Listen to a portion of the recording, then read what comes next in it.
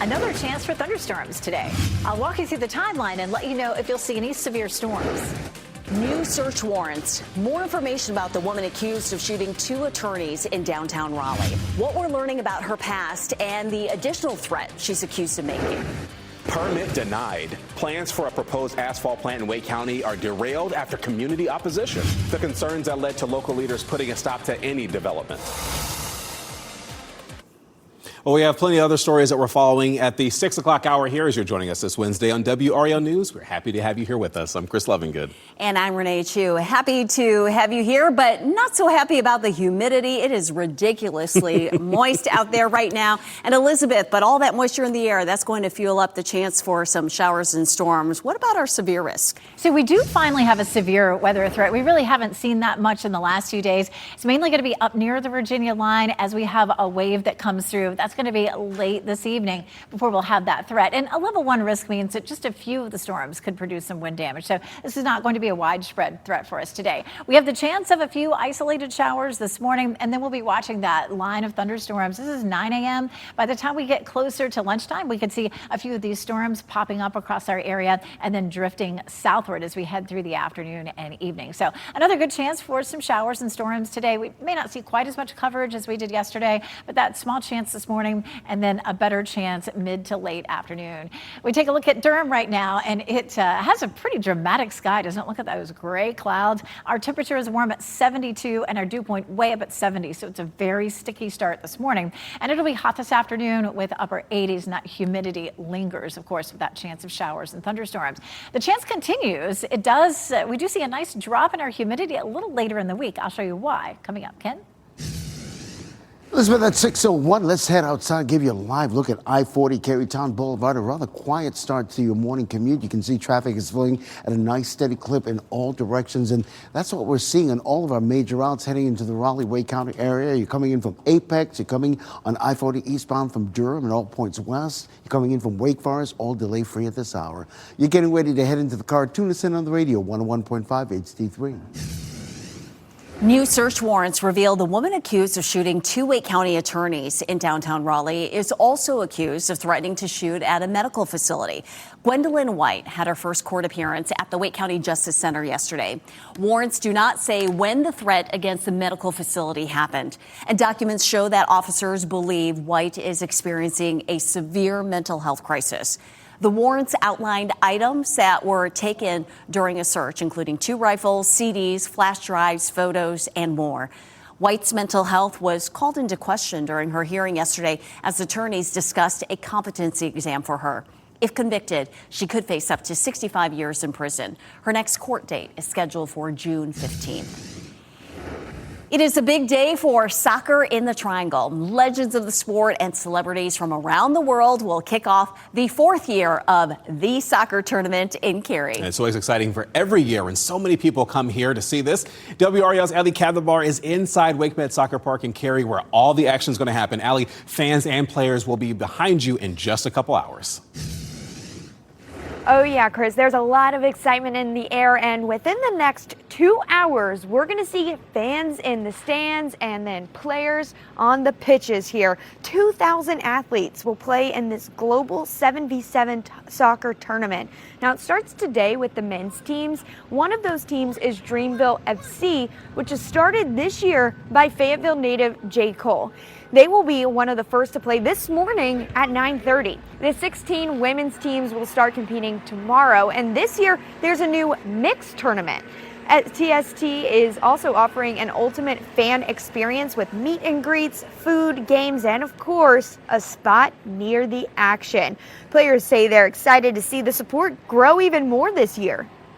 Seeing a tournament like TST rise each and every year, I mean, just more and more support, more and more teams, more people want to come and play here in the Triangle. That doesn't surprise me.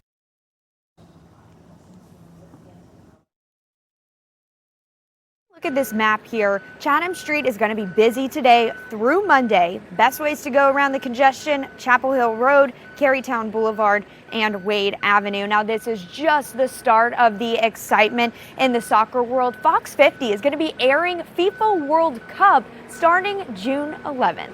Reporting live in Cary, Ali Kadlabar, WRAL News. Yes, everything kicks off today at WakeMed Soccer Park, so look for live coverage wherever you watch WRAL throughout the tournament. Some games will be broadcast on WRAL Live, just so you know. Well, after 2 meetings in Zebulon, town leaders voted to deny a key permit for a proposed asphalt plant. And that plant would have been located in an area on Old US 264. This is right down the road from the baseball stadium, Nameko Park, formerly known as Five County Stadium. At last night's meeting, some neighbors opposed this plant. They argued it would cause air and water pollution. And their concern is this could potentially affect a manufacturing facility next door. The toxic air pollutants, how do I keep them out of my equipment? How do I ensure my customers that what they're getting is not going to have any contamination in it? The company behind that project is East Wake LLC. It brought in experts saying the plant would have had minimal impact on the nearby area, but the entire Zebulon Board of Commissioners voted to deny the permit. People in Elm City are speaking out against what they are calling persistent problems with their water. This is after the entire town lost water access for nearly 6 hours yesterday. The internet service provider, Brightspeed, accidentally hit a water line, and it left families, schools, and businesses without running water until around 6 last night. People we spoke with say that even after service was restored, there were still issues.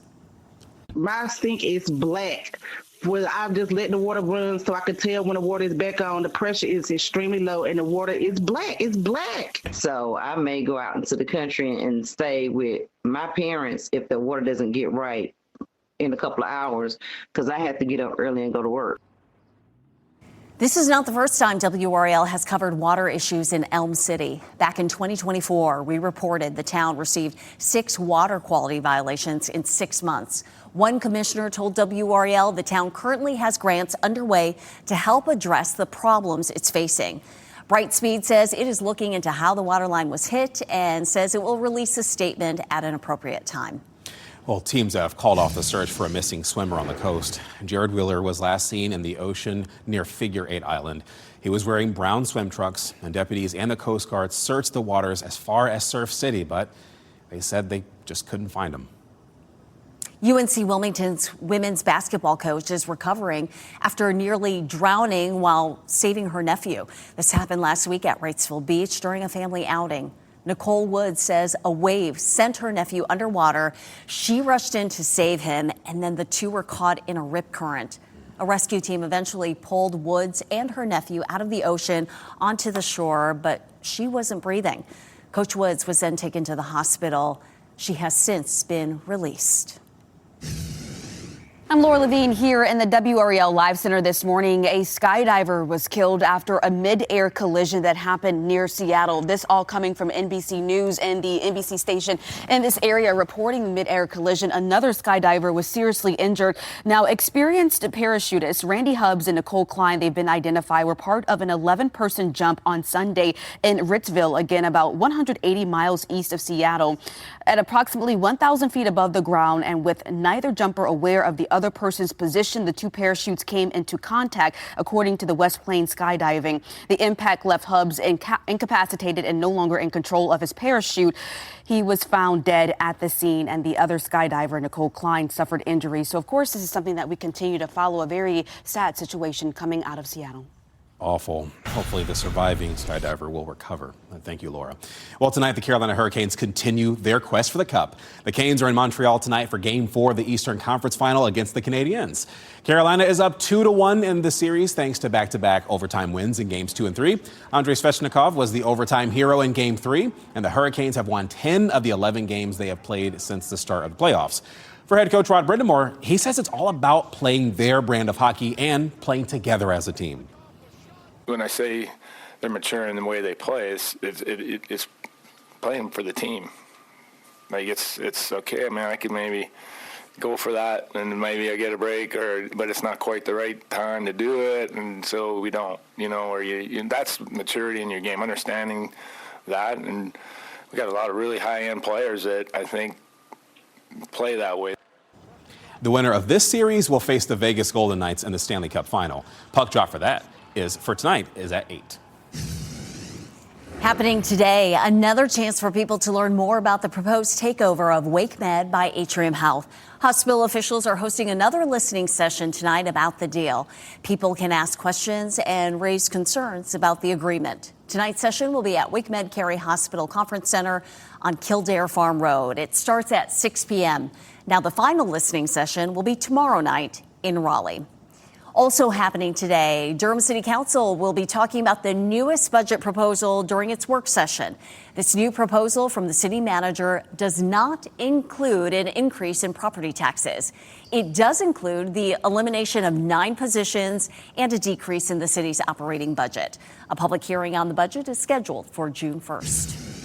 It's 6:10 this Wednesday morning. Congressional shakeup. Another incumbent Republican lost their primary to a Trump-backed candidate.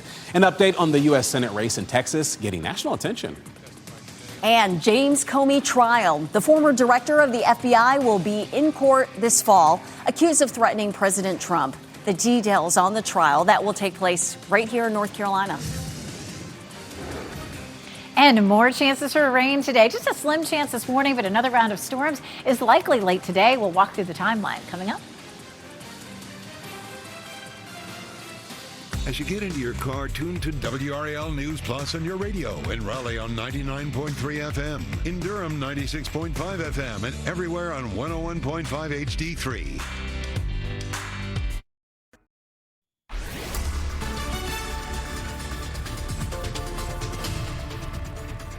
6:14, starting with dual Doppler 5000 radar. A couple of showers up into Virginia, but nothing imminently affecting us right now. But we do have the potential a little later this morning to have a few sprinkles, light showers roll through. A better chance of rain later on this evening. After the evening commute into the evening, expect that chance for at least a few scattered showers and thunderstorms. We take a look at Chapel Hill. We do have gray skies out there, but notice that the streets are dry. We're seeing that in most places. It is warm and muggy this morning. 68 Roanoke Rapids, 74 in Fayetteville and Goldsboro, 72 in Durham and in Wilson. And that humidity is full on out there. So walking the dog, it'll feel steamy and then just feels hot this afternoon at 88. And then after that, later on this evening, a chance of storms. We'll talk about our severe threat for today coming up. Ken? Elizabeth, weather and traffic every 10 minutes. Let's head over to that northern loop of the Beltline, I-440 and Ridge Road. You can see the westbound lanes coming toward us, traffic flowing at a nice steady clip and no delays whatsoever on that northern loop of the Beltline, which is really good news. Many of you use I-540 as an alternate east-west route. Well, those westbound lanes, no delays from Lewisburg Road all the way over to I-40 this morning, delay-free. You're getting ready to head into the car. Tune us in on the radio, 101.5 HD3. Hey, Ken, we want to go into some breaking news right now as Durham police are at the scene of a reported shooting. This is happening near Old Oxford Road. In fact, WRAL's Kelsey Coffey is there right now in the WRAL Breaking News Tracker. Kelsey, I know you just rolled up minutes ago, but what can you tell us about what you're seeing there at that location? Chris, we just got new information within the last 10 minutes from officers on scene here. I'll step out the way so you can take a look. Officers say that a man was shot 4 times at this apartment complex that's near Keystone Place. They say that officers found that man behind one of these apartment units. You can see crime scene tape surrounding part of this area. Officers say that man was rushed to the hospital, but right now we're still working to get an update on his injuries. Police say right now they're still searching for the shooter. Kelsey Coffey, WRAL News, live in Durham. Some major shakeups are ahead in Congress after 3 incumbents were defeated in their primaries last night in Texas. 1 Republican and 2 Democrats will lose their seats. Incumbent Senator John Cornyn lost his Republican primary race to Texas Attorney General Ken Paxton. This race drew national attention after President Trump endorsed Paxton, calling him a true MAGA warrior. Paxton will face Democratic State Representative James Tallarico in what's expected to be a closely watched race. Democrat Al Green lost his primary for a U.S. House seat. Congressman Christian Menefee won the race, which was a battle of 2 sitting congressmen over a newly drawn district. Menefee was elected to Congress in January to replace Sylvester Turner, who died in office. And Democrat Colin Allred defeated incumbent Julie Johnson in a district that covers the Dallas area. Allred previously served in Congress before losing his bid for the U.S. Senate back in 2024. A federal judge set an October 21st trial date for former FBI Director James Comey, and that will happen at the federal courthouse in New Bern. The DOJ indicted Comey at the end of last month, and he's accused of making a threat against the president. This stems from a social media post Comey made. Essentially, it shows seashells on a North Carolina beach arranged to read 8647, and the DOJ says that constitutes a threat. Comey is expected to file motions to get that case dismissed. Well, despite the recent rain, Falls Lake's water level fell again. The new data from the city of Raleigh shows the water supply is about 74%. The decreased water levels, well, they're why City of Raleigh water customers are under water restrictions. But the city has not said when those will go away, Renee. Well, Chris, it stands to reason those stage 1 water restrictions will be with us for a good chunk of the summer, and that's because we're so behind in rainfall. But because of this wet weather pattern, the way I see it, at least we're not moving into stage 2, Elizabeth. Exactly, and we're not watering our lawns because it rains so much. So that's a good thing. We're getting there. It's going to be a slow process, but we are definitely getting there. Until after 5,000 radar showing quiet conditions right now, but we do have the potential for an isolated shower this morning. Only about a 20% chance, so it's not likely to affect the morning commute. But back over here to the end of the day, we definitely have that chance for a scattered shower or thunderstorm, very similar to what we saw yesterday. The difference between yesterday and today is we do have a level 1 risk for our northern counties. That's not likely to be a widespread issue for us, but a few of the cells developing up near the Virginia line could produce some wind damage. So we'll be looking for that.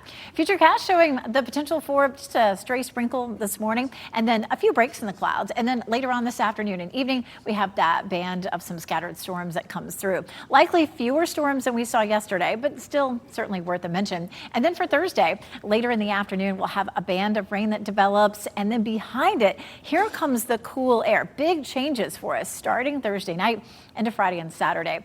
Our rain chances do continue. There's still a small chance Friday. Saturday's actually trending a little bit wetter. We're going to see a wave that rides along a front that's to our south that could bring some rain in at least to our southern counties. So the rainfall for the next 7 days, a little higher to the south, still not terribly impressive at around 1/4 of an inch. Elsewhere, only around 1/10 of an inch. But we have had some decent rain. Some parts of the viewing area have seen 3 to 5 inches of rain in the last week, and that's definitely good news. Still, we need about 10 to 14 inches to end the drought in a month, and we're not looking at as much rain in the next 7 days or so. But here's a look at some of the totals from the last week. Look at that, almost 6 inches in Clinton, about 3.5 in Goldsboro, 3 inches in Pinehurst, anywhere from 1 inch to 1.5 inches around the Triangle, 1.5 inches up to the north near the Virginia line. So we have had some good rainfall. It stays pretty hot and steamy up until around Friday. Then we start to see the humidity dropping, and we have some really pleasant conditions as we get into the weekend. Our highs will be in the 70s and even into the low 80s. So it's going to feel much nicer, Ken. Looking forward to that, Elizabeth. Thanks. Here's what you can look forward to, particularly if the southern loop of the Beltline is part of your morning commute. I-40 Lake Wheeler Road, those are the westbound lanes moving away from us this morning, moving at a really nice, steady clip. We're not picking up any delays whatsoever in that southern loop of the Beltline. Of course, if you're coming in from the Garner-Johnston County area, no delays between Highway 36 and the Beltline as well. As we widen out the view, we're just picking up a 1-minute delay coming in from Knightdale and Wake Forest. All the other routes are delay-free at this hour. You're getting ready to head into the car. Tune us in on the radio, 101.5 HD3. And make sure you keep us tuned in all morning long. Thanks, Ken. Legit versus fishy fish oil. Before you take your morning vitamins, Five on Your Side has the best fish oil in the market and the ones you may want to avoid. Painful reminder how recent storms in western North Carolina are putting residents on edge more than a year after Helene created havoc in their community.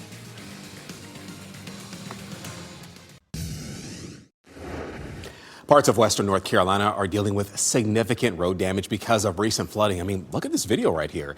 Some mountain communities were hammered with rain on Monday, and that led to a flash flood emergency. Roads were washed out in some places, including along Highway 74 in Henderson County, and many people in those areas are still recovering from Helene. There's no doubt people are, hate to use the term PTSD, but it's a little bit of kind of what people have from the storm. And again, this is the first time we've had some really significant weather since Helene. We've had a few little instances since then, but especially this area that got hit so hard to get hit again. I mean, many people would argue they are going through PTSD. There were water rescues that were made in some places, and at last check, no injuries were reported. This What's Trending report is sponsored by Call Dad AC and Heating. The countdown is on for FIFA World Cup 2026. And to talk about it this morning, we have Ken Smith here and what's trending. Yeah, we have a couple of stories in the world of soccer, right, trending this morning, including the roster for Team USA announced ahead of the FIFA World Cup next month. Charlotte FC's Tim Ream will be part of Team USA. Other big names include Christian Pulisic and Tim Weah. The United States will be hosting several games during the FIFA World Cup. And the FIFA World Cup gets started on June 11th when Mexico takes on South Africa in Mexico City. You can watch the FIFA World Cup on Fox 50, but we have the soccer tournament in Cary going on right now, and then it's going to be the FIFA World Cup. Exciting for soccer fans. All eyes on the soccer world. Yeah. So how about this, speaking of soccer? An interesting record will be broken at the World Cup this year. A giant soccer ball built in Ohio stands 45 feet tall, making it the largest ever created. It will soon be displayed in Boston, one of the World Cup host cities. Of course, Gillette Stadium in nearby Foxborough is one of the FIFA World Cup venues. Yeah, and the previous record was just under 39 feet set back in 2013. And you see how those tethers were keeping that ball in place? And like the last thing I would want to happen is for like one of them to get loose and it starts like rolling and wild. That's imagine that 911 call. There's a giant soccer ball going down the highway. Easy to spot though. Yeah, 100%. Ken, thanks. Well, we're talking about new warrants and new details. What we are learning this morning about the woman accused of shooting 2 lawyers in Raleigh, including alleged threats to carry out another shooting. And TST kickoff. The soccer tournament gets started in Cary this morning. A look ahead at the matchups as thousands of athletes compete for $1 million prizes. And for the soccer tournament, we do have the chance of some evening thunderstorms. This morning, it's just a small chance of showers. I'll show you the timeline and who could have some severe storms. And we do have a look at your winning NC Education lottery numbers right here on your screen. Good luck.